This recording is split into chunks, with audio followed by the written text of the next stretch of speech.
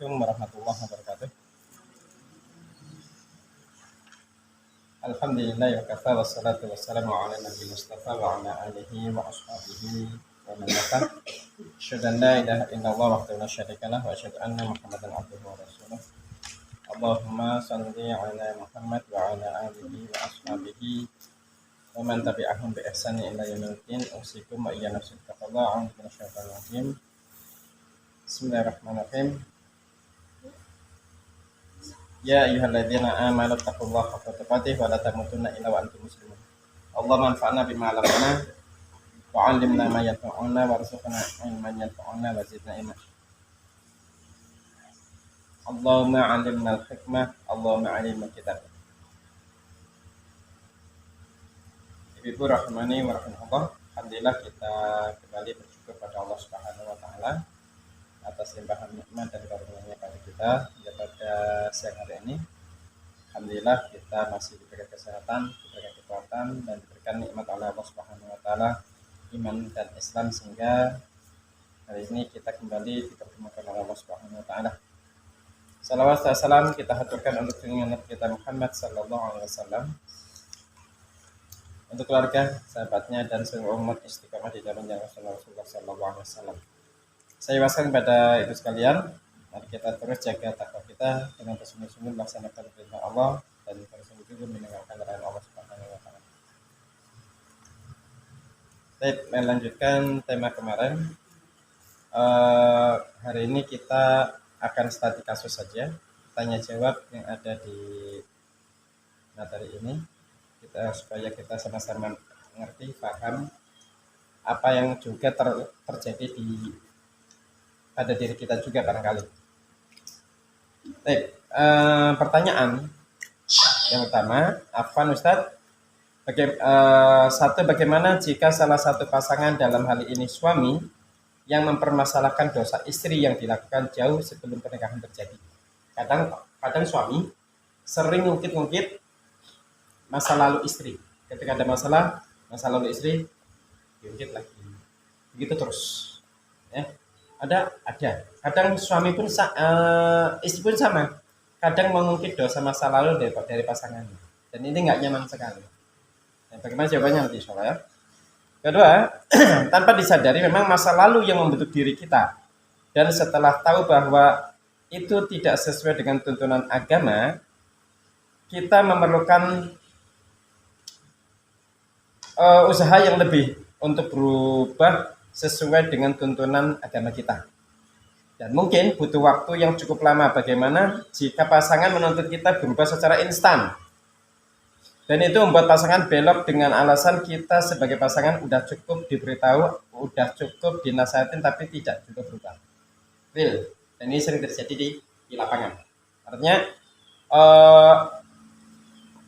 ketika dalam rumah tangga waktu belum jadi nggak tahu aslinya, atau mungkin waktu pacaran nggak pernah tahu aslinya. Begitu jadi masuk ke dalam tataran rumah tangga, muncul watak-watak aslinya.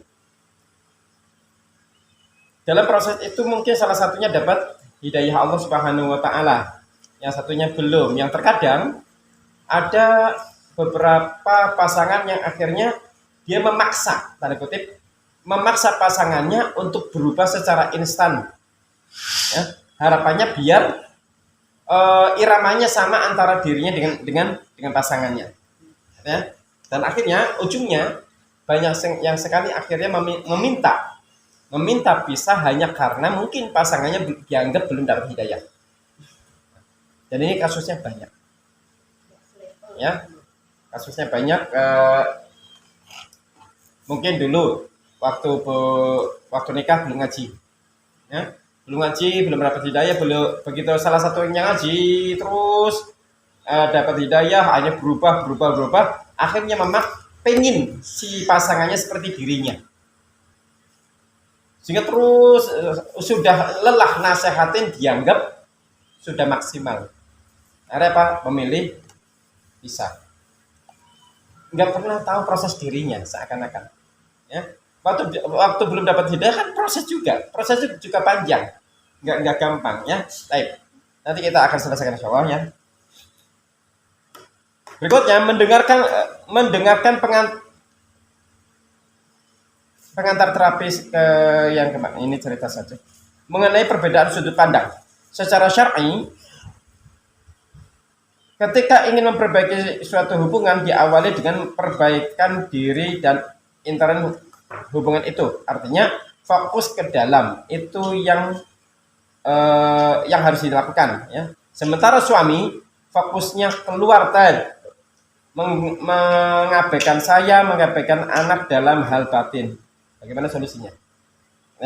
Artinya Pak, nanti akan kita dapetin pasangan-pasangan suami dan kutip yang nggak peduli terhadap anak dan istri, yang penting ngasih nafkah selesai. Masalah urusan semua pasrahkan pada ini istri dan anak masa. Dan ini terjadi banyak kasusnya. Beliau menjawab, dosa aib itu wajib ditutup meski kepada pasangan. Perhatikan kalimatnya. Dosa atau aib masa lalu kita. Mungkin karena pasangan punya masa lalu, suami punya masa lalu, istri punya masa lalu.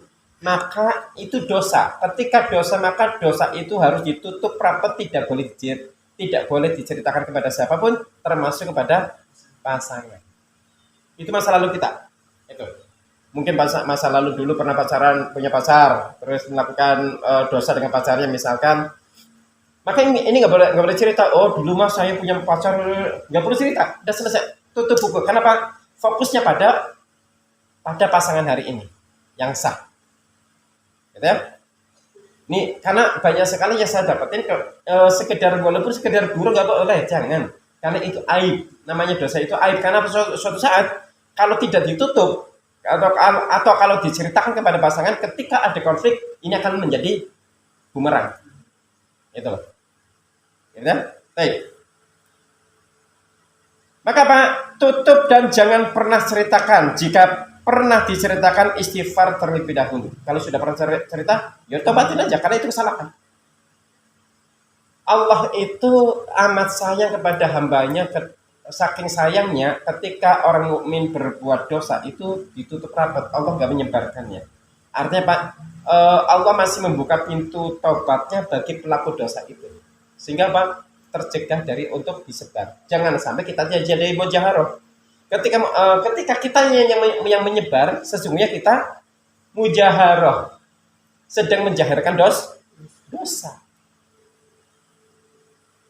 Mungkin dulu pernah ribut dengan bapak, pernah ribut dengan ibu dan sebagainya. Udah tutup rapat, tinggal istighfar saja. Kecuali kalau pengen mencari solusi. Cerita Pak, Mas, saya dulu dengan bapak begini, dengan ibu begini, dan batin saya masih terasa sakit dengan bapak. Bagaimana solusi saya supaya saya tidak sakit lagi dengan perilaku ayah ibu saya, dan saya pengen berbakti pada ayah ibu saya. Itu nggak apa-apa cerita pada suami, nanti suami memberikan arahan. Kalau tidak bisa, ceritakan pada orang yang mampu untuk mengarahkan dalam urusan itu. Ya? Pernikahan itu bukan menuntut kesempurnaan, namun pernikahan itu bersama menuju kesempurnaan. Kalimatnya perhatikan. Pernikahan itu bukan menuntut kesempurnaan. Artinya Pak, yakini pasangan kita itu pasangan yang tidak sempurna. Jangan kita mengharapkan, jangan kita berangan-angan pasangan kita itu pasangan yang sempurna, yang syamil, yang luar biasa lah. Nggak mungkin dapat. Kenapa? Sebagaimana diri kita pun tidak pernah sempurna. Maka dalam pernikahan itu tidak menuntut kesempurnaan, tetapi ayo bareng-bareng dengan segala kekurangannya untuk menuju sempurna. Walaupun kesempurnaan itu sangat sulit. Itu. Maka bareng-bareng menuju sempurnanya, bukan menuntut pasangannya sempurna. Bu, kamu harus begini. Menurut idealnya suami dalam menilai seorang istri yang baik dalam kacamata syar'i. Istrinya sama menuntut suaminya dalam kacamata syariat. Ya bapak ya harus begini. Repot nanti. Tapi yuk bareng-bareng. Bareng-bareng menuju kesempurnaan. Itu harus dipahami.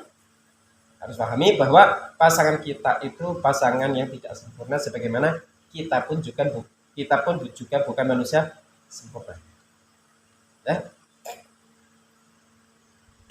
Ukuran baik dan buruk bukan hanya pada dosa, namun sikap terhadap dosa itu sendiri. Ya. Orang yang terhalang sholat malam lalu menyesal jauh lebih mulia daripada orang yang sholat malam namun pagi harinya ia merasa lebih baik daripada orang lain. Kalimatnya perhatian. Orang yang tidak bisa sholat malam menyesal dan istighfar pada Allah jauh lebih baik daripada orang yang sholat malam kemudian dia merasa lebih baik dari orang lain. Belum tentu. Kenapa? Frame yang harus kita miliki, walaupun mungkin kita rajin sholat malam, ibadah kita luar biasa, tadarus kita rajin, puasanya rajin dan sebagainya, frame kita ketika melihat mukmin yang lainnya, walaupun mungkin ibadahnya pas-pasan tidak sebagaimana sempurnanya kita frame-nya tetap mandangnya dia tetap lebih baik dari kita. Dan artian bisa jadi ibadahnya dia walaupun sedikit diterima oleh Allah Subhanahu wa taala. Sementara ibadahnya kita yang begitu banyak belum tentu diterima oleh Allah Subhanahu wa taala. Maka apa? Tidak ada celah untuk melihat orang lain dari sisi kurang. Tapi banyak-banyaklah menilai dirinya yang kurang. Frame dirubah ya. Frame dirubah. Nanti nyaman. Karena ketika kita melihat diri kita itu lebih baik dari yang lain atau dengan merendahkan orang lain, nanti muncul sikap istikbar, ujub. Dari ujub nanti sombong. Ya, baik.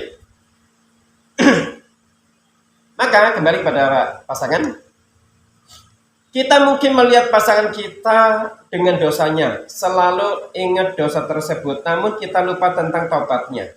Bisa jadi tobatnya itu melebihi dari kebaikan orang yang mencibir.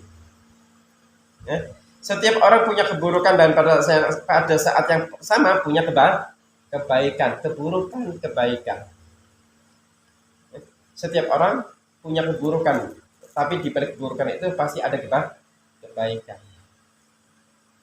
Tidak selalu kurang. Makanya masih ingat ya Bu Dian, rumusnya apa kemarin? Sekurus-kurusnya ikan teri masih ada dagingnya. Betul ya? Kenapa ibu sekali ikan teri? Karena masih ada dagingnya. Coba kalau hanya ikan teri cuma tulangnya doang, nggak bakal digoreng. Gitu ya? Segemuk-gemuknya ikan paus tetap masih ada tulangnya, masih ada durinya. Artinya apa? Sekurang-kurangnya orang, seburuk-buruk orang tetap masih ada kebaikan. Dan sebaik-baik orang, sebanyak apapun pasti di situ ada kekurangannya. Maka fokus pada sisi baiknya. Ya, baik. Sama kepada pasangan juga sama. Jangan melulu lihat dosa, jangan dulu melihat masa lalu yang salah, tapi lihat sisi kebaikan. Kalau kita frame-nya dosa, lelah nanti. Betul, kalau kita melihat pasangan dari sisi kurang, ya lelah nanti kitanya. Capek. Nanti menjadikan kita tidak bersyukur pada pasangan. Sulit bersyukur pada pasangan ketika frame kita adalah keburukan, kekurangan. Tapi ketika melihat frame kita adalah kebaikan, maka selalu ada celah untuk bersyukur. Selalu ada waktu untuk bersyukur, selalu ada kesempatan untuk bersyukur. Ya. Baik.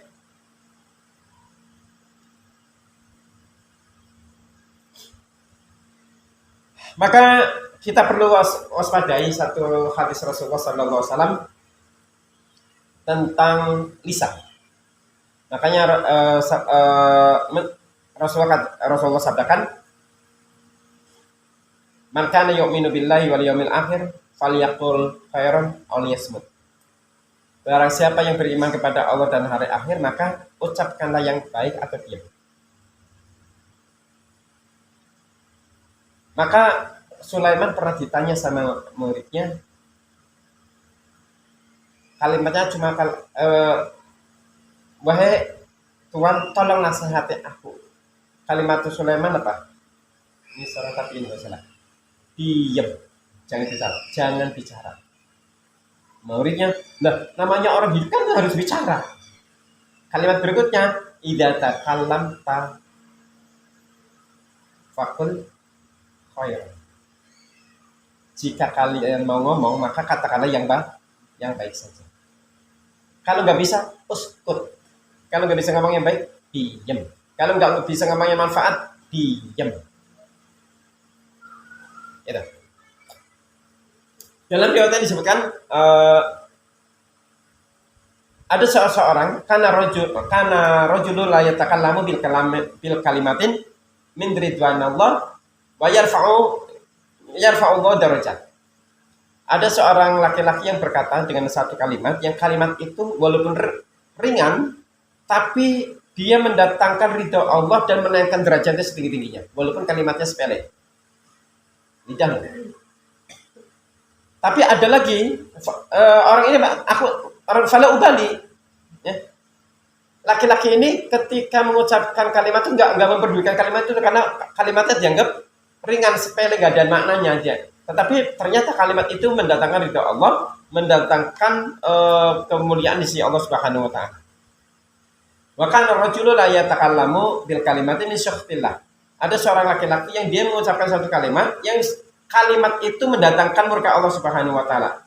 Yang laki-laki ini tidak memperdulikan kalimat itu karena menganggap enteng, menganggap ringan, menganggap kalimat itu kalimat sepele.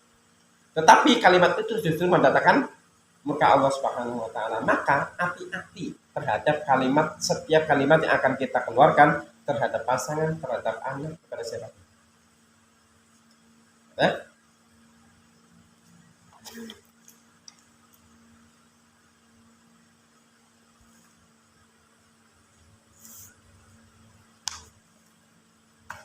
Maka kenapa sih? Karena kita tidak pernah tahu sebaik apa kita di hadapan Allah Subhanahu wa taala, kita tidak pernah tahu. Setinggi apa sih derajat kita insya Allah, kita tidak pernah tahu. Dan kita pun tidak pernah tahu apakah Allah ridho pada kita atau justru Allah murka pada kita. Kita tidak pernah tahu. Maka hati-hati. Maka cukup nasihat Rasulullah tentang perempuan berzina itu jadi renungannya itu apa? Wanita berzina namun ia diampuni semua dosanya karena memberi minum dengan seekor anjing. Ini menjadi perenungan aja. Anjing, walaupun itu kisahnya kisah Bani Israil. Tapi menjadi pelajaran untuk kita. Wanita berzina di mata manusia begitu buruknya, ternyata Allah Subhanahu wa taala memasukkan dia ke surganya karena hanya memberikan minum seekor anjing yang haus. Nah, dan ini kisahnya masyhur. Maka yuk kita fokusnya jangan fokus pada dosa. Jangan fokus pada dosanya pasangan. Masa lalu pasangan udah jadi, jangan diungkit. Masa lalu pasangan dan masa lalu. Dengan hari ini semua diperbaiki menuju kesempurnaan, bukan menuntut pasangan kita yang sempurna. Tapi ayo bareng-bareng menyempurnakan diri. Sehingga apa? Selalu melihat sisi kebaikan. Ya. Ibu rahmani Allah, dalam keburukan kita perlu rahmat Allah Subhanahu wa taala untuk bisa berubah dengan cepat. Ingat bahwa orang buruk seorang mukmin itu fitrahnya orang mukmin itu suka kebaikan.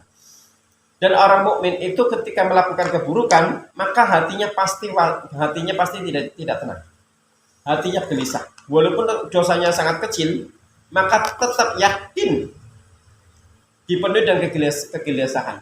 Beda dengan orang munafik. Orang munafik melakukan dosa besar itu ya dianggap sepele aja, dianggap ringan.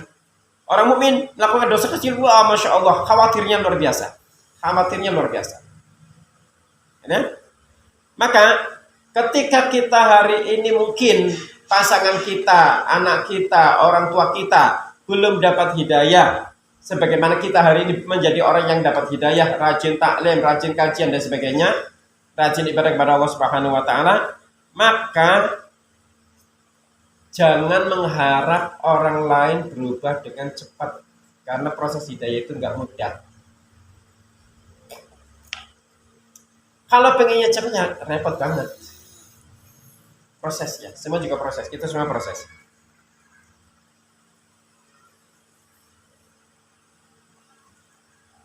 Kita harus sadari bahwa Allah Subhanahu wa taala mendidik kita dengan cara apa? Jungkir balik dalam masa perubahan Maka bagaimana jika kita menuntut orang lain berubah dengan instan? Dulu kita mau berubah aja juga harus mengorbankan waktu, tenaga, perasaan, prosesnya panjang. Maka pasangan pun sama. Cuma mungkin kemampuan orang lain tidak sebagaimana kita. Kita mungkin bisa cepat, orang lain belum tentu. Tidak, belum tentu secepat kita. Kita langsung bisa dapat hidayah cepat banget. Orang lain belum tentu secepat kita. Maka Pak, yuk kita berlapang-lapang dada dulu terhadap anak kita, pasangan kita, orang tua kita, saudara kita. Dalam apa? Dalam proses perubahannya. Ketika melihat perubahan sedikit saja, kita harus bersyukur. Alhamdulillah, walaupun masih sedikit, tetap itu poin. Jangan disepelekan, baru segitu aja. Jangan disepelekan. Gitu? Perubahan itu ada berubah sedikit itu disyukuri. Alhamdulillah masih mau berubah walaupun belum sempurna. Tetap syukuri. Ya.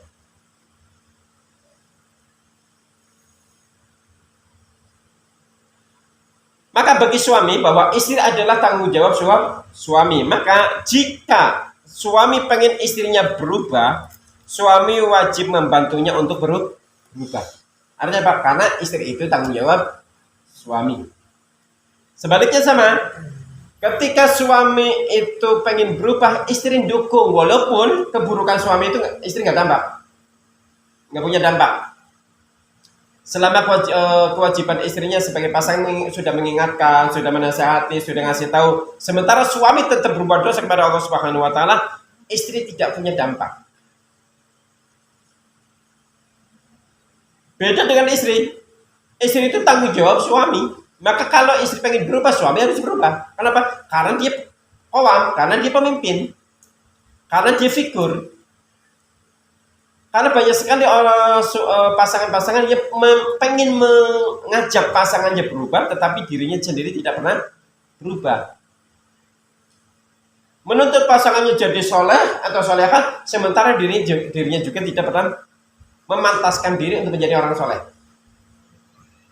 Ya? Maka ibu rahimakumullah, karena nanti yang ditanya di akhirat oleh Allah Subhanahu Wa Taala terkait dengan istri adalah suami. Artinya dosa istri semuanya itu yang pertama kali ditanya siapa? Ya suami, bukan istri. Tapi kalau suami berbuat dosa, istri ditanya enggak. Kenapa? Itu terlepas tanggung jawab istri. Yang selama istri sudah istri itu sebagai pasangan, sebagai partner itu hanya dituntut apa? Nah, mengingatkan, tapi tidak tanggung jawab. Karena yang tanggung jawab adalah suami kepada istri. Ya? Hah? Ya, suami berbuat dosa itu tetap dampak pada keluarga. Dampak keluarganya ada, tetap. Ya, karena dosa yang dilakukan oleh suami itu akan berdampak pada istri, pada anak, bahkan pada kendaraan, pada rumah, bahkan pada rezekinya. Karena dosanya kesana kemari lah, termasuk nanti sakit, nanti ada musibah-musibah yang lainnya. Itu sebenarnya dari dosa, ya sangat mungkin. Maka kewajiban seorang istri mengingatkan. Setelah mengingatkan, udah selesai. Mudah-mudahan dengan tugas istri mengingatkan, Allah menjaga istrinya, menjaga anaknya, menjaga rumahnya.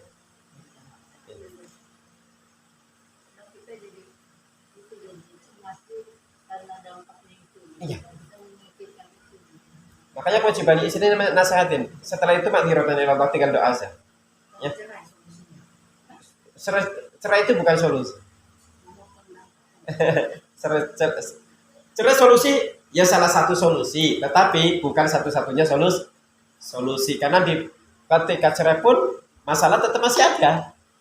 Nggak selesai, nyatanya setelah selesai bekasnya masih tersimpan. Ya.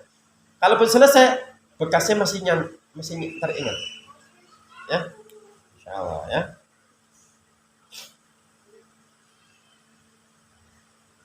Maka sebagai suami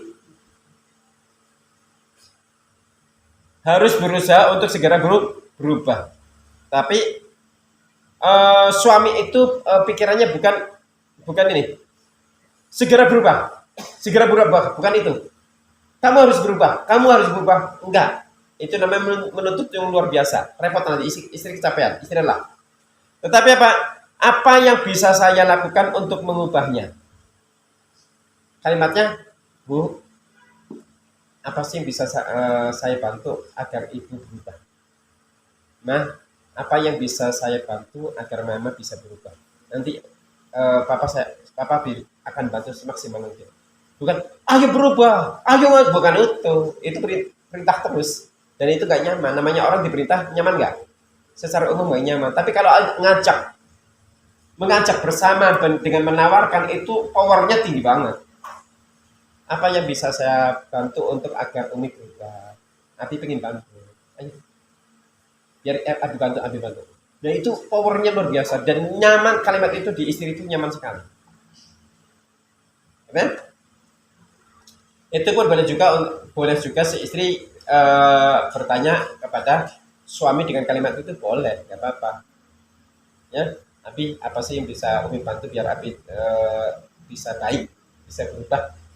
Pun, nggak apa. Nanti pasangan pun akan mikir. Kepada anak yang sudah balik juga sama. Ya, lukin aja, apa yang bisa Abi bantu?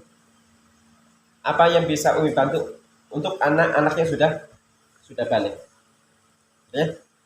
Sehingga anak merasa punya partner dalam perubahan dirinya. Tapi kalau perintah anak itu, kalau sudah balik itu gak nyaman diperintah oleh ayah, ibu gak nyaman. Kenapa? Karena dia merasa sudah bisa mandiri. Tapi kalau diajak dialog, ayo bareng-bareng, itu nyaman. Ya? Beda dengan anak masih Farhan, ayo, itu beda. Karena masih perintah itu adanya Farhan. Tapi walaupun tetap seorang orang tua boleh menyuruh anak, boleh. Tapi untuk proses perubahan itu bareng-bareng bersama-sama. Baik. Kembali, letakkan dulu atas sikap suami. Intinya masalah bukan pada sikap mengabaikan yang beliau tunjukkan. Inti masalahnya adalah pada kepemahaman terhadap tanggung jawab. Maka jangan bicarakan tentang sikap mengabaikan dengan beliau, namun ajaklah untuk belajar tentang keluarga, taklim, dan sebagainya. Karena semua sikap berawal dari kepahaman. Ya. Jadi pertanyaan ketiga tadi, apa? Suami cuek mengabaikan anak dan istrinya. Bisa jadi karena butuh kepahaman aja. Maka apa prosesnya? Dipahamkan aja. Pemahaman. Maka harus diajak taklim dan sebagainya. Tapi ini pertanyaan ini menggelitik banget, dan ini realistis banget, dan ini selalu ada. Ya, selalu ada dalam kehidupan kita, di mana-mana ada. Kasus ini selalu ada.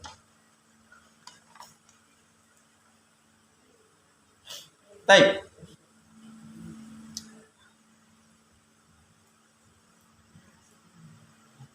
Bisa difahami ya, yang pertanyaan kasus pertama ini bisa pahami ya, Bu. Kasus pertama bisa pahami ya. Intinya apa?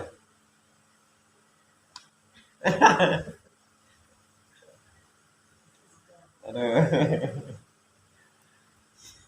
Ada poin kalimat yang harus diambil, apa yang bisa saya lakukan untuk bisa mengubah pasangan saya, mengubah anak, mengubah teman.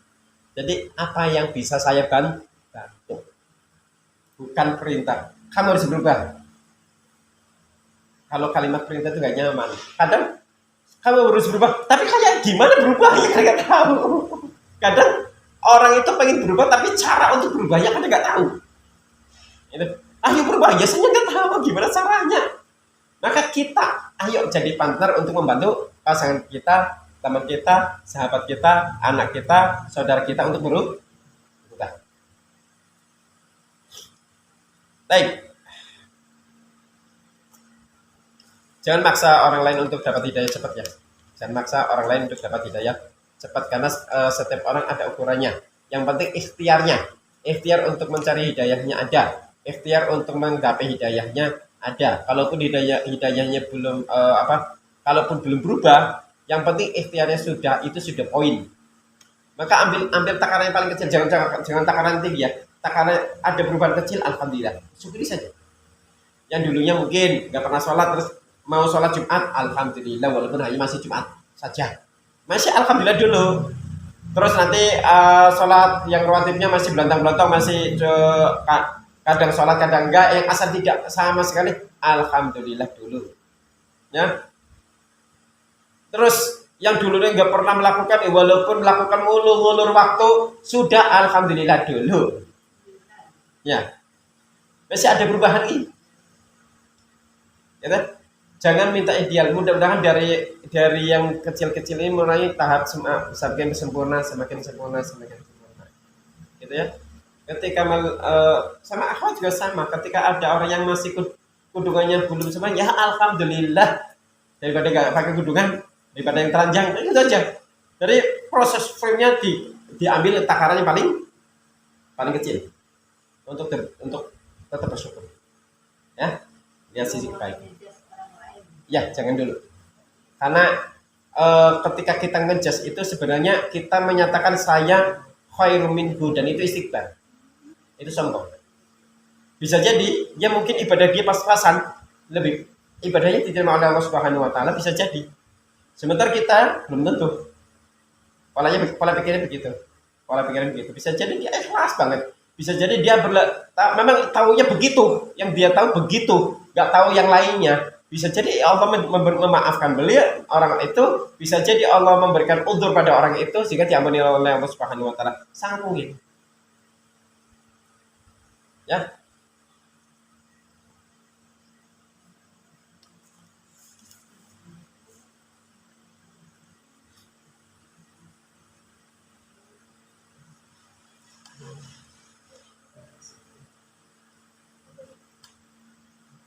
Bisa pahami ya? Kenapa? Nah, gitu juga spontan menilai gitu. Ingat rumus yang pernah saya sampaikan ya, materi lama sih ya. Ketika melihat orang itu banyak keburukan, jangan mencela keburukan itu ya. Kalaupun kita mungkin sudah ibadahnya baik, misalkan orang itu ibadahnya belum baik, jangan mencela, dasar malas, dan sebagainya. Celaan itu nggak ada artinya. Kenapa? Ibnu Qayyim al-Jauziyah mengatakan, masih ingat ya kalimatnya, jangan engkau mencela keburukan orang lain, karena bisa jadi engkau akan melakukan keburukan itu.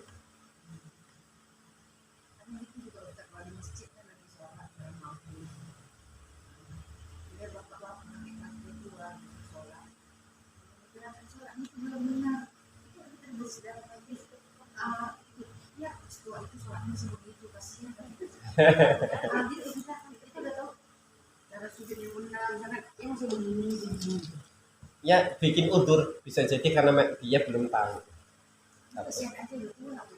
Ya, bisa jadi ilmunya memang begitu. Mudah-mudahan Allah ampuni karena kebodohannya. Ya.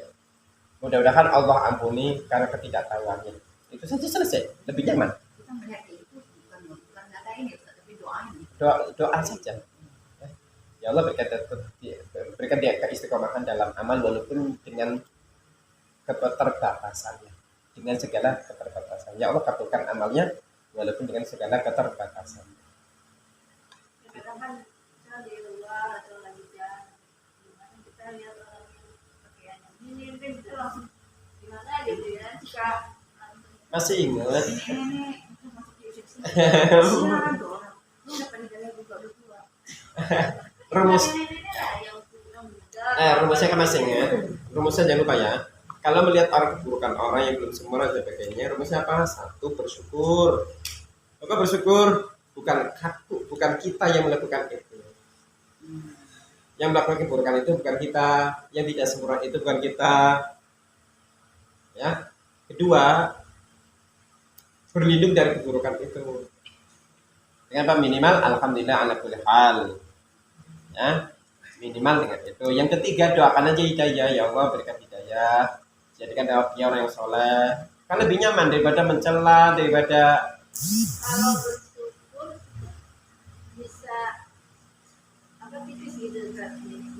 jadi kayak ada sombong juga. Bukan, enggak. Syukur itu karena alhamdulillah Allah masih menjaga kita dari keburukan itu, dan yang melakukan keburukan itu bukan kita. Kemudian kalau tidak disertai dengan doa itu yang sombong. Kan berikutnya kita berlindung dari keburukan itu. Kemudian kita doakan kebaikan orang itu. Ya Allah, diberikan kita hidayah, berkahi dirinya, rahmati dirinya, doakan aja, doakan kebaikan. Bisa jadi dengan doa itu, dengan doanya kita, apalagi ibu dalam keadaan safar, langsung Allah mengabulkan doa ibu, dia dapat hidayah, jadi orang soleh, kita dapat pahala. Yang sombong itu ketika kita bersyukur tapi tidak mendoakan hidayah. Seakan-akan ana khairum minhu. Gitu. Nanti begitu. Ya. Tetap lihat sisi kebaikannya, jangan kurangnya.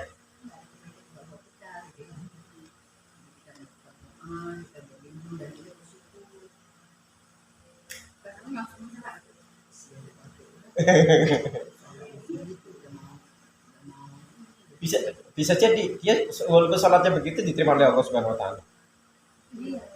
Itu kenapa? Karena dia tahunya begitu, jadi dia ikhlas betul. Bisa jadi kita yang sudah sempurna betul nggak diterima oleh Allah Subhanahu Wa Taala. Ya, jadi frame-nya dirubah dah biar nyaman.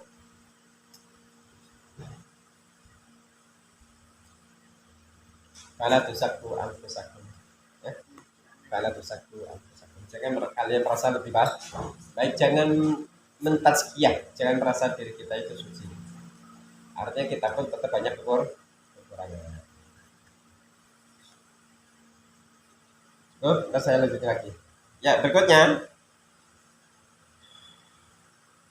Pertanyaannya, Ustaz, kadang kita dalam melakukan kewajiban yang mendidik anak terdapat benturan. Artinya ketika mendidik anak pasti namanya orang tua benturan kan, apalagi anaknya sudah dewasa itu sudah penisayaan, benturan itu ada, gesekan itu ada. Ya. Apakah kita harus masuk ke dalam kehidupan anak kita agar kita tahu apa yang harus kita berikan pada anak agar anak merasa nyaman dengan apa yang kita ajarkan, misal dengan memberikan kasih sayang dan perhatian kepada dia. Baik, perhatikan kalimatnya. Jika ia belum menikah, sebaiknya yang dilakukan karena sikap kita akan salah jika kita paham apa yang terjadi. Jadi artinya ketika dia belum menikah, kayak dialog, kita menjadi uswah, kita ajarkan, kita masuk ke dalam wilayah dirinya. Maksudnya misalkan yaudah suruh di rumah, tapi kita arahkan. Ya, misal anak itu hari ini sering game, duduk bareng sama anak, jangan main game, fotonya, anak kecil yang belum balik itu tidak bisa mencerna apa yang diucapkan oleh ibu dan ayahnya. Anak yang belum balik itu hanya melihat frame yang keluar dari mulut ibu dan bapaknya. Kalau suaranya keras berarti galak. Kalau suaranya pelan berarti penyayang. Itu frame-nya itu, enggak lihat isinya. Anak yang belum balik itu enggak bisa mencerna apa yang diucapkan oleh orang tua. Anak belum balik itu hanya melihat figur, contoh, uswah. Saja. Kalau sudah balik lain judul. Makanya sebelum balik itulah harus diisi dengan sisi kebaikan betul-betul sampai sebelum balik itu anak sudah siap untuk menempuh balik. Karena ketika anak sudah balik yang menjadi rujukan ilmu sudah bukan lagi orang tua, tapi siapa? Teman. Kadang ucapan teman lebih masuk, lebih diterima, lebih diikuti daripada ucapan orang tua. Betul kan? Ya nyata kita dulu begitu. Ya. Kadang anak lebih nyaman hidup bersama teman-temannya daripada dengan bapak ibunya ketika sudah balik SMP, SMA begitu. Itu kenyataan real. Kenapa? Mereka pengen mandiri. Maka sebelum balik itulah bekal real. Sebelum balik itu bekal. Setelah balik itu baru diajak bersama. Diajak bersama, diarahkan bersama, ayo bareng-bareng. Kita baik, Allah Ustaz. Jika anak-anaknya sudah nikah dan dia laki-laki, ibu sebaiknya ngobrol, nasihatkan yang baik. Jika ia perempuan, maka hadirkan bersama suami. Tahan diri untuk mencampuri secara berlebihan. Kalau sudah balik, ya, apalagi kalau sudah menikah, maka apa? Kalau sudah menikah itu nggak boleh orang tua turut campur secara berlebihan. Kalau terkait mungkin anak saya perempuan ya, ketika masalahnya dengan anak saya, ya suaminya yang saya tegur, saya ingat bareng-bareng dengan suaminya untuk mengingatkan. Karena kalau saya langsung negur anak, terus nanti suaminya nggak nyaman. Kenapa? Kok mertua ikut campur urusan rumah tangganya? Maka ketika ada yang tidak pas disertakan bareng-bareng sama suaminya. Biar apa? Biar peranan suami sebagai kaum itu tetap ada. Gitu.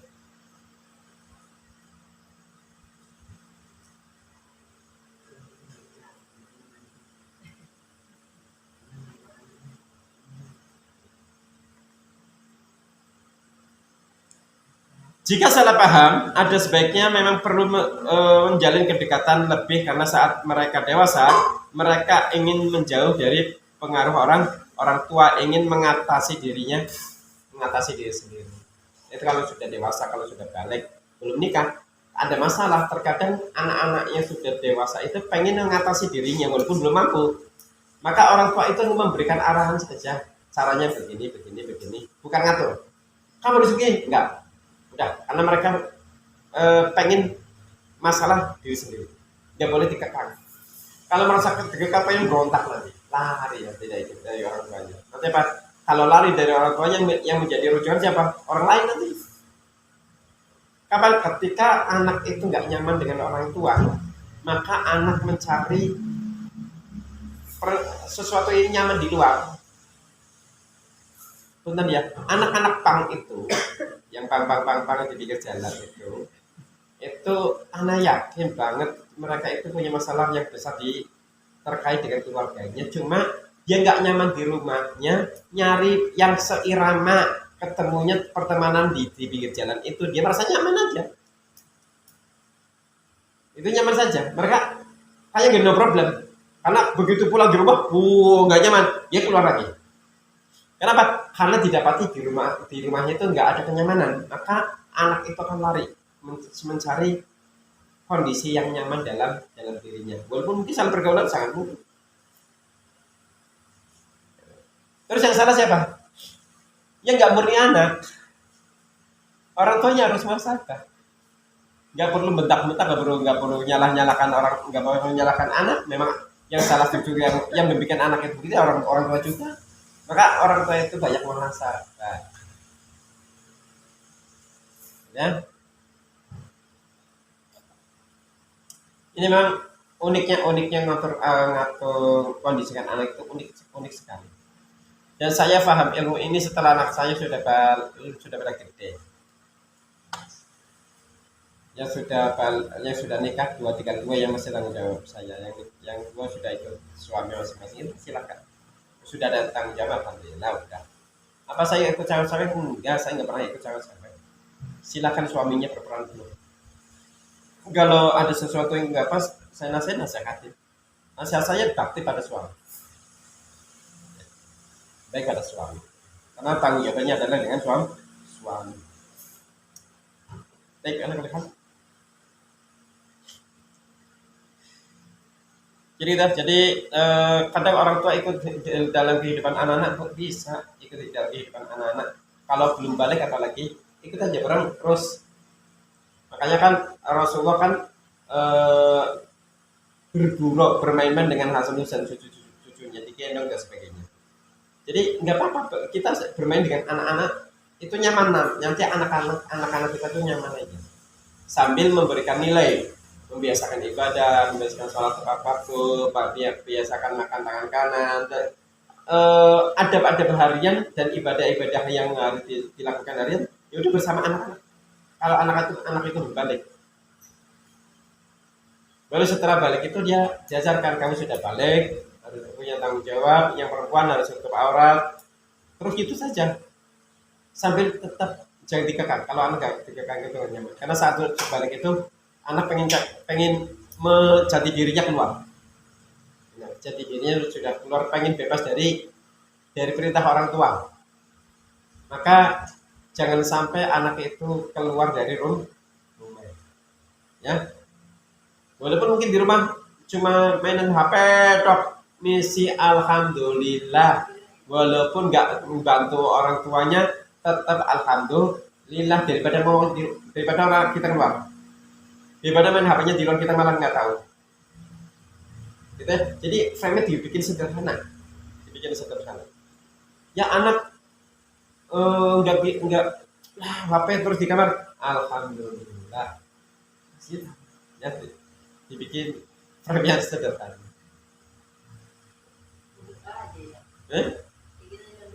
Doa aja. Sesekali diajak ngobrol, apa yang bisa ibu bantu, nah ini aja. Ini kadang-kadang apa yang bisa ibu bantu lagi apa sih, nggak apa-apa. Paling apa yang bisa ibu bantu, nggak apa, bu bisa sendiri ya udah. Diajakin barangnya baik-baik aja lah pokoknya. Anak dan anak kebersamaan kita dengan anak-anak kita itu cenderung ya, kalau yang mondok terutama itu cuma sampai umur 12 tahun, sisanya kan mondok. Kayak saya dengan anak-anak yang bersama mereka ya SD aja, SD selesai ya udah hidup mereka di pondok, nggak pernah lagi bersama orang tua. Makanya kalau anak kecil kayak Pak ini dimaksimalkan, mumpung masih bersama orang tuanya, ayo dijujulin dengan isi dengan kebaikan, ajar baik, terus ajarkan kebaikan, contohkan kebaikan terus gitu, sehingga frame anak itu kebaikan.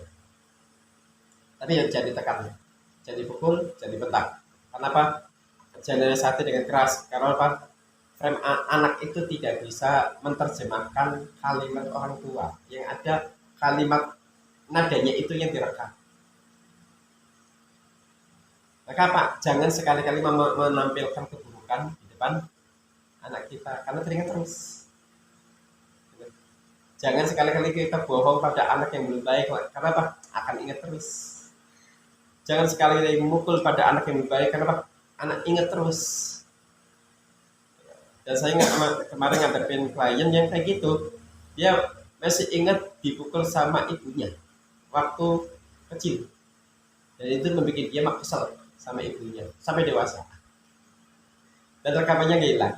Masya Allah, anak-anak itu ya Allah luar biasa update. Sementara orang tua dulu beda mentalnya. Orang tua dulu itu memang mukul anak, tetapi mereka anak dulu itu nggak gampang marah, nggak gampang jaga, nggak baperan. Zaman umur kita itu kalau dipukul itu nggak baper. Ketika di sekolah dipukul sama gurunya, emang baper? Kan nggak laporan sama orang tua, tetap berangkat aja. Kalau anak sekarang termanjakan saja, sehingga dipukul sedikit baper, dipukul sedikit baper. Ini kondisi anak berubah ya. Jangan samakan kondisi anak kita dengan kondisi kita dulu. Beda jauh. Saya masih ingat, saya itu masih ketika nggak sekolah madrasah, itu udah nih langganan bapak gebuk paha saya, kaki saya, pakai lidi, pakai ikat pinggang, kaki itu gebuk. Kalau nggak mau sholat madrasah, nggak mau sekolah madrasah, sekolah sore, setelah sekolah sore ngaji ya. Tapi sampai dari jam 2 sampai jam 4.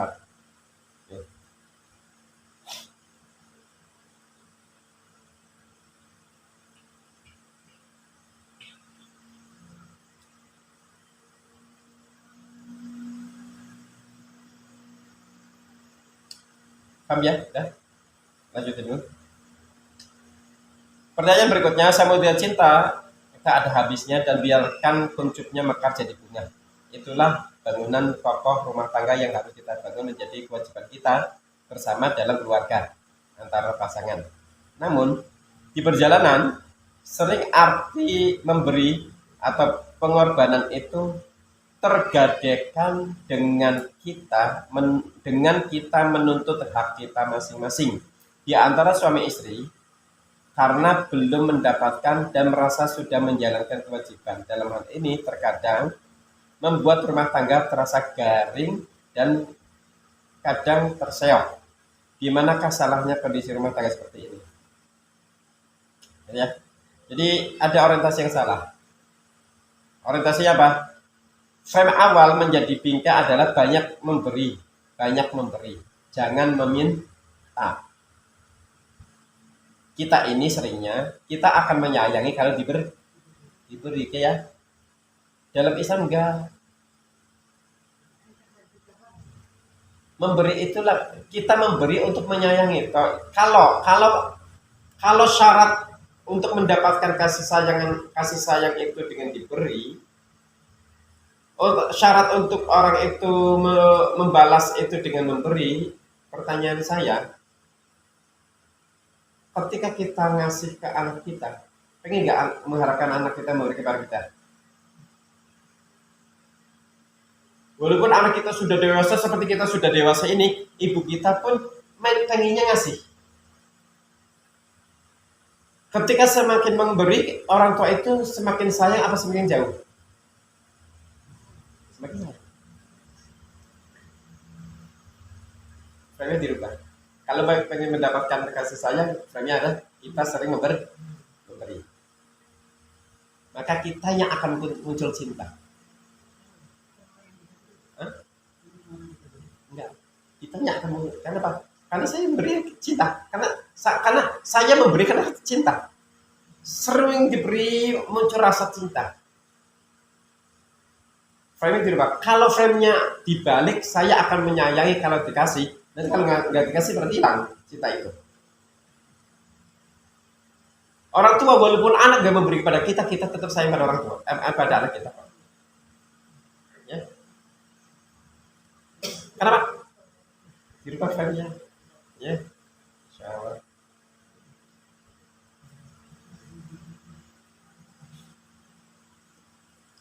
Dan ini wajib ada di dua pihak antara suami dan istri. Jika masing-masing menggunakan sudut pandang ini, maka hak akan tertunaikan dengan sendirinya.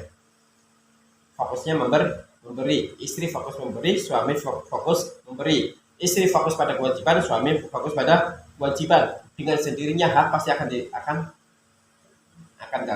dapat.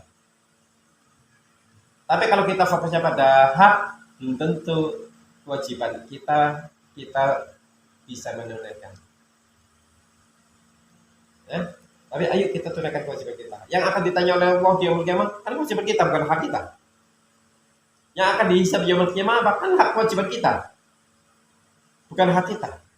Kalau kita hanya nuntut hak terus, kapan kewajibannya ditunaikan? Nanti ribut. Ramainya rumah tangga itu karena masing-masing menuntut hak. Itu. Anak menuntut hak kepada orang tua menuntut hak pada anak, suami menuntut hak pada istri menuntut hak pada suami. Kita dengan teman menuntut hak pada teman, menuntut hak pada sahabat, nggak ada selesainya. Wah, rame akhirnya.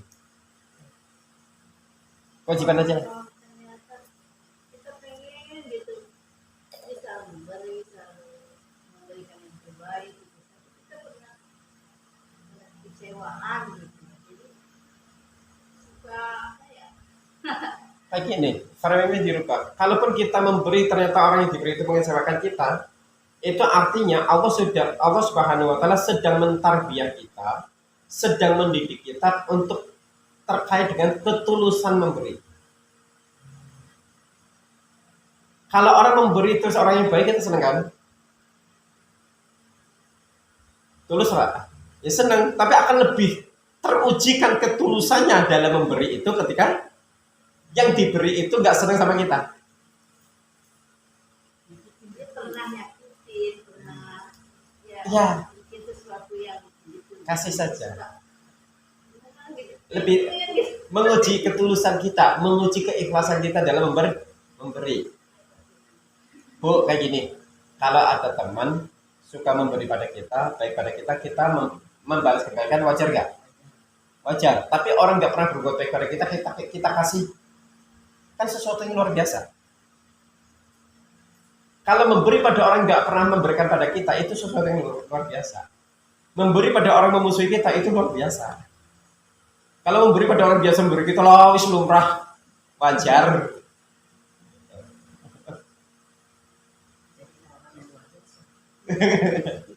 Kita kan pengen jadi orang luar biasa, gitu ya. Memaafkan orang yang memaafkan orang lain dalam kondisi kita bisa membalas, itu lebih utama daripada kita memaafkan sementara kita nggak bisa membalas. Wah, gimana saya nggak bisa? Udah, tak maaf, dimaafkan saja lah. Ya itu maaf terpaksa karena nggak bisa balas. Tapi ketika bisa balas terus kita memaafkan, udah luar biasa. Sedekah dalam kondisi kita butuh itu lebih tinggi daripada sedekah dalam kondisi kita lapang. Lagi lapang sedekah wajar lapang. Lagi kita butuh kita keluarkan luar biasa. Gitu.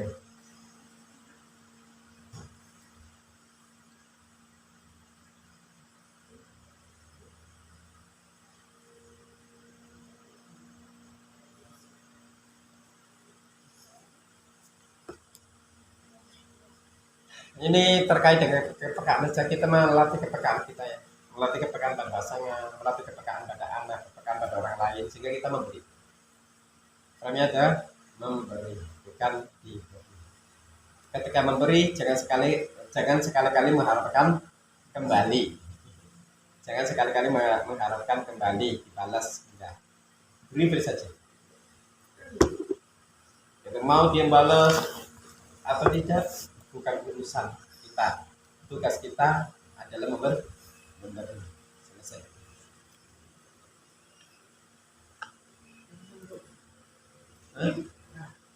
Ya latihan. Latihan lah.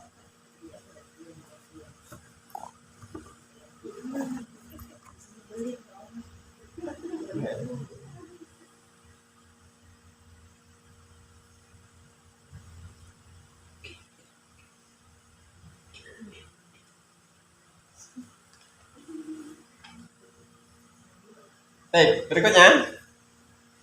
Selain komunikasi, apa sajakah yang membuat saling terurai satu sama lainnya? Salah satu yang menjadikan masalah tidak terurai itu miskomunikasi, tidak ada komunikasi antara suami istri, antara anak dengan orang tua. Itu masalah bulat sendiri, nggak selesai. Dan masalah itu bisa terurai diantaranya adalah komunikasi. Makanya Pak, pentingnya ngobrol suami, istri, anak, orang tua, dengan teman, dengan sahabat, banyak ngobrol. Kenapa? Orang yang tidak ngobrol cenderung introvert. Kalau introvert nanti apa? Menilai sendiri, menyimpulkan sendiri, menyelesaikan sendiri. Hasilnya nanti kecewa ketika tidak sesuai dengan harapan dirinya. Ujungnya kecewa. Ketika kecewa dipikirkan sendiri, diputuskan sendiri, mencari solusi tersendiri untuk mengatasi kecewanya itu. Ya, nggak ada kebaikan.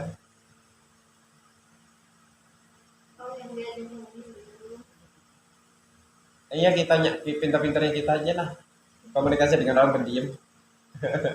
Pintar-pintarnya kita komunikasi dengan orang pendiam. Nah, saya punya kakak saya itu pendiam sekali. Maka saya kalau mau ketemu dengan kakak, saya harus punya data untuk bisa komunikasi dengan kakak. Begitu saya punya judul, tema, nyambung, bisa ngomong. Walaupun omongannya seperlunya, tapi akhirnya ngobrol juga. Ya. Kitanya jangan kalah lah. Pokoknya bismillah, pokoknya dengan orang pendiam bagaimana? Orang pendiam itu memang harus dilatih keluar. Harus dilatih interaksi dengan yang lain. Nanti lama-lama terbiasa. Memang harus bisa memaksakan diri untuk keluar, interaksi dengan yang lain, di pasar kerja yang sifatnya interaksi dengan orang lain. Itu terbiasa, nanti terbiasa. Cuma tinggal pertanyaan, kira-kira orangnya mau nggak ya, gitu aja. Kalau mau bisa berubah, yang penting jadi cewawakan, jadi hobi cerita, ya sangat mungkin. Kan ada kan banyak orang gitu. Dulu orang pendiam sekali, sekarang malah happy. Iya, itu proses. Ya. Jadi tidak selamanya, tidak ada istilah watak digawa murah. Tahu ya watak digawa murah? Watak atau watak? Watak itu karakter. Digawa murah dibawa sampai mati. Murah itu ke tanah. Berarti dibawa sampai mati. Enggak ada istilah watak digawa murah. Karena watak itu bisa rubah, karakter itu bisa dirubah. Dirubahnya dengan apa? Kembali pada koridornya Quran Sunnah, kepada Al-Quran dan kepada Rasulullah SAW. Kenapa? Sahabat Umar radhiyallahu anhu itu sahabat yang sangat keras, galak sebelum masuk Islam, bahkan anaknya sendiri dibunuh hidup-hidup. Tapi begitu masuk Islam, sahabat yang hampir-hampir tidak pernah menyakiti sahabat yang lainnya dengan ucapannya ataupun dengan perbuatannya. Saking lembutnya, jiwa kerasnya diisi dengan Al-Quran, diisi dengan hadis, akhirnya lembut. Kenapa? Karena tabiat fitrahnya orang mukmin itu apa? Dalam bergaul sesama mukmin itu azillatin alal mukminin, lemah lembut kepada sesama mukmin, apalagi kepada istri, apalagi kepada anak, apalagi kepada orang tua. Itu harus lemah lembut. Di rumah tangganya harusnya adanya lemah lembut. Azillatin alal mukminin, lemah lembut. Itu orang mukmin lain, atau apalagi yang mukmin adalah pasangan hidupnya, apalagi yang mukmin adalah anaknya, apalagi yang mukmin adalah orang tua kita, ya harus lebih lembut lagi. Maka sahabat teman nggak pernah berkata kasar, walaupun orangnya keras banget, tapi bisa lembutnya luar biasa. Artinya tidak ada istilah watak keumuran, adanya watak dihiasi dengan Al-Quran, dirubah dengan Al-Quran. Karena kembalikan fitrahnya itu dengan Al-Quran. Watak galak itu watak, bukan watak fitrah. Maka apa? Lembutkan galaknya itu, kerasnya itu dengan Al-Quran. Penyedih itu bukan watak fitrah. Maka apa? Munculkan keriduan dengan takdir Allah, dengan Quran dan Sunnah, dengan syariat Allah Subhanahu wa Ta'ala. Kecewa itu bukan fitrah. Ya. Baik, kembali. Tidak berkesimpulan sendiri-sendiri tentang kesibukan masing-masing, yang ternyata satu pihak itu merasa kewajiban, lalu kepekaan di bagian apa saja agar segala kewajiban tertunaikan. Baik. Beliau menjawab, setiap kita akan bertanggung jawab di hadapan Allah dengan apa? Dengan peran kita. Setiap kita akan bertanggung jawab di hadapan Allah dengan peranan kita. Itu peranannya sebagai apa? Itu peranan ibu itu apa? Itu akan ditanya oleh Allah Subhanahu wa Ta'ala. Peranannya sebagai istri, ya. Peranan istri apa saja? Kewajiban istri apa saja? Itu yang akan ditanya oleh Allah Subhanahu wa Ta'ala. Peranannya sebagai pengemban amanat dari suami, maka itu pun akan ditanya oleh Allah Subhanahu wa Ta'ala. Berperan sebagai ibu rumah tangga pun akan ditanya oleh Allah Subhanahu wa Ta'ala. Peran kita. Karena peran itu harus dikerjakan, harus diselesaikan. Gitu ya? Maka ini yang harus kita pahami. Suami, anak, ibu, orang tua adalah peran yang akan ditanya oleh Allah Subhanahu wa Ta'ala yaumul kiamat nanti. Peranan kita sebagai anak, ya peranan kita sebagai anak apa? Dengan sahabat, peranan saya sebagai sahabat, saya sebagai sesama mukmin apa? Ya udah, perankan itu. Cuma terkadang ada orang yang berperan tapi salah berperan. Yang seharusnya jadi jagoan malah jadi musuh. Kebalik. Ya? Salah peran jangan rusak, hancur. Kita tidak akan pernah bisa menjalankan kewajiban dengan sebaik-baiknya,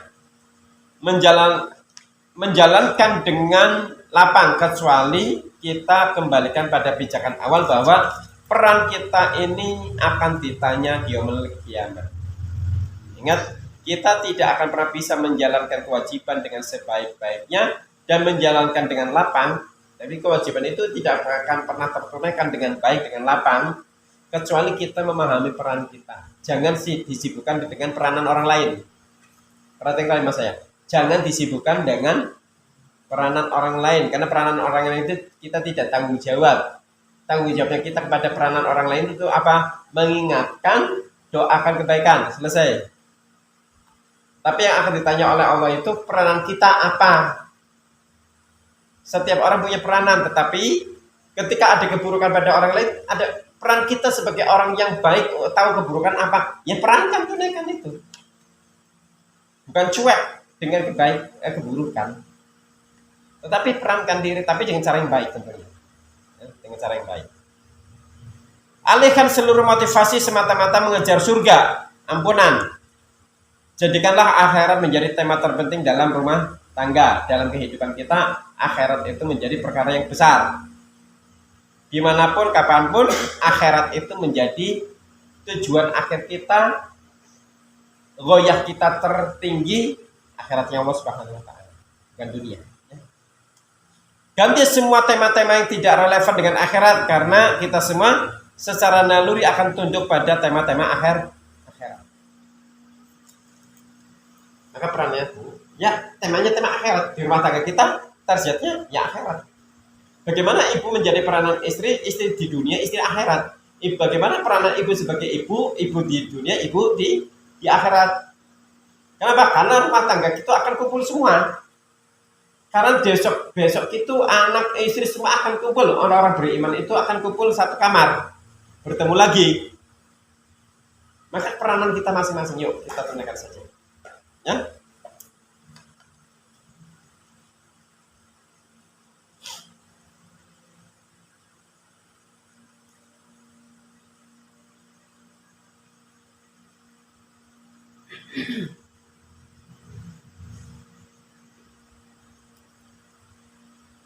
Contoh tentang kesalahpahaman anak pada orang tua yang di awal sudah kita bahas, cara menjelaskannya bukan memberikan argumen.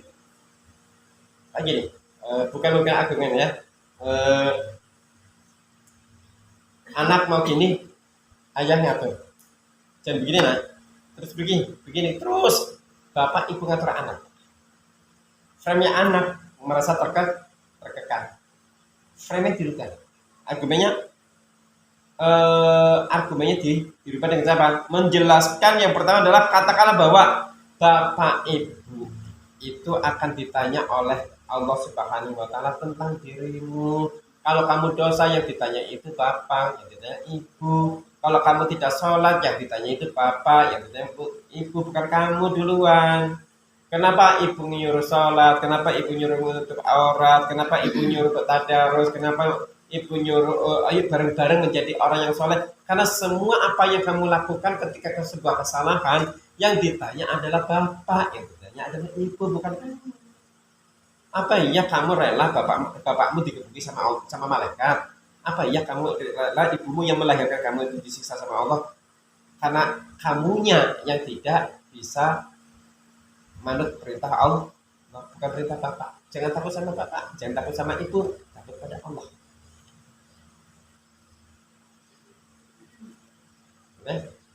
Tapi jangan pakai perintah. Kalau udah balik jangan pakai perintah, tapi dialog aja, dialog santai, ngobrol santai. Sambil makan ya, sambil makan di warung, dia ajak anaknya ke warung, santai, ngobrol. Ada apa yang bisa ibu bantu? Terus tukar pikiran. Sampai kita itu menjadi rujukan anak. Kalau misalnya kita itu menjadi tempat dialognya anak untuk curahan masalah yang terjadi pada anak. Kalau anak bisa cerita pada kita masalah-masalah hidupnya, itu luar biasa. Cerita masalah di sekolah, di kampus dan sebagainya pada ibu, luar biasa. Artinya apa? Dia minta solusi dari seorang ibu. Ketika solusi, ibu rumah semuanya aja udah. Oh malah bingung lagi. Ya bantu semampu-mampunya saja. Mampus bantu saja. Ya.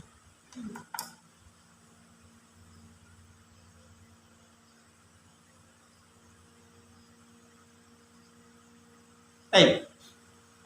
Dalam syariat ada kalimat Rasulullah SAW, kalau seandainya ada syariat sujudnya hamba kepada hamba, maka tentu aku perintahkan istri sujud pada suami.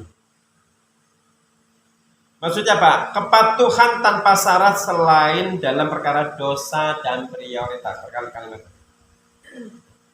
Hadis itu memberi makna apa? Kepatuhan total seorang istri pada suami dalam perkara yang baik, bukan perkara maksiat. Wah, suaminya sekarang berubah total, dulu sekarang dapat rajin ibadah, sekarang malah ngajak saya supaya buka aurat atau enggak, suruh melakukan perkara-perkara yang tidak disyariatkan oleh Allah Subhanahu wa taala, jangan diturutin. Kenapa? La ta'ata li makhluqin fi maksiatil khaliq. Innamat ta'at fil ma'ruf.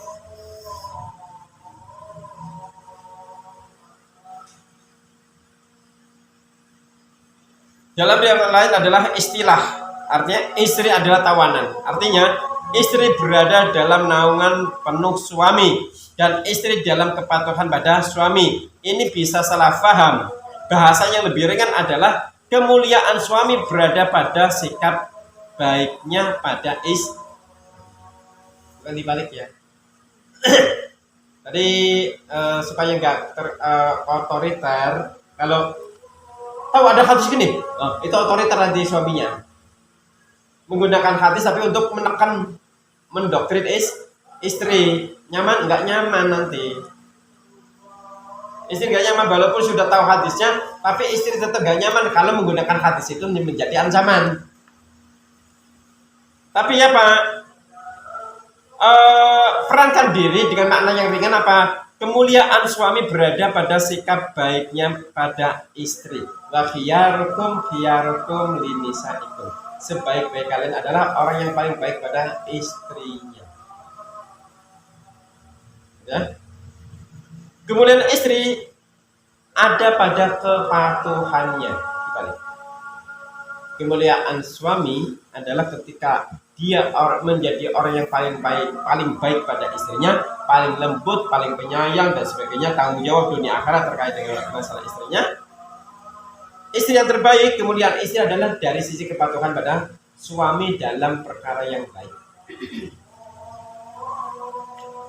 Ya, Masya Allah. Jadi ternyata tema ini selalu bergulir, selalu ada dalam kehidupan kita. Maka ayo kita perbaiki semua. Ya, baik, kita tugas sholat. Mau dilanjut apa cukup? Saya tanya dulu ke Mbok. Baik. Mas Farhan, nanti.